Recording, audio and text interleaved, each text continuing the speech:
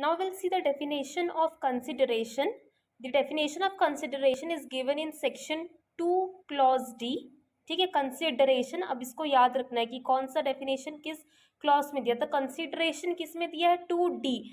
Consideration में D आ रहा है, उससे याद कर लीजिए कि किस में है वो, 2D में है. Okay, and it is the most important definition, that's why I have given a star mark here. अब कंसिडरेशन मतलब ये होता है कि जब प्रोमिसर का कुछ डिज़ायर रहता है कि हाँ उसको अपना स्कूटर बेचना है. अब वो स्कूटर तो बेच रहा है बी को, लेकिन इन रिटर्न उसको बी से क्या मिल रहा है? तो जो भी चीज़ इन रिटर्न उसको मिलता है सामने वाले पार्टी से, प्रोमिसर को प्रोमिसी से इन रिटर्न जो भी चीज़ मिलता है या कोई भी एक्ट वो परफॉर्म करता है, that is called consideration. Consideration को सिंपली आप ऐसे समझ लीजिए कि इन रिटर्न, इसका हिंदी में मीनिंग होता है प्रतिफल. जैसे ए बी को स्कूटर बेच रहा है, इन रिटर्न बी ए को क्या दे रहा है? 10,000 रुपीज़. तो ये जो 10,000 रुपीज़ है, that is the consideration amount. अब इसमें तीन अलग अलग टेंस यूज हुआ है. एक है पास्ट, प्रेजेंट एंड फ्यूचर. अब यहाँ पे देखिए क्या लिखा है वेयर एक्ट में. When at the desire of the promisee, the promisor, the promisee और एनी अदर पर्सन, मतलब प्रोमिसी क्या कर रहा है?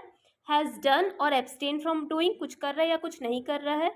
डज और एब्सटेन्स फ्रॉम डूइंग, कुछ करेगा या सॉरी कुछ कर रहा है या नहीं करेगा. या थर्ड फ्यूचर टेंस में है कि प्रोमिसेस टू डू और टू एब्सटेन फ्रॉम डूइंग. वो प्रॉमिस करता है कि हाँ तुम मेरे को स्कूटर दो, मैं तुमको कितना दे दूंगा? 10,000. तो दे दूंगा मतलब वो फ्यूचर टेंस हो जा रहा है. समथिंग सच एक्ट और एब्सटेनेंस और प्रॉमिस इज कॉल्ड कंसिडरेशन. तो कंसिडरेशन सिंपली क्या मतलब होता है कि प्रोमिसर का कुछ डिज़ायर था, कुछ विलिंगनेस था, उसके इन रिटर्न में उसको प्रोमिसी से क्या मिल रहा है, that is called consideration. Hope so you all understood the definition of consideration. Consideration जल्दी नहीं समझ आता है, इसलिए मैंने इसको ज़्यादा इम्फेसिस दिया है.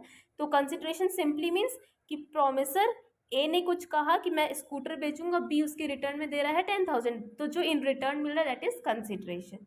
It is as simple as that. So hope so you all understood the definition very clearly. So thank you.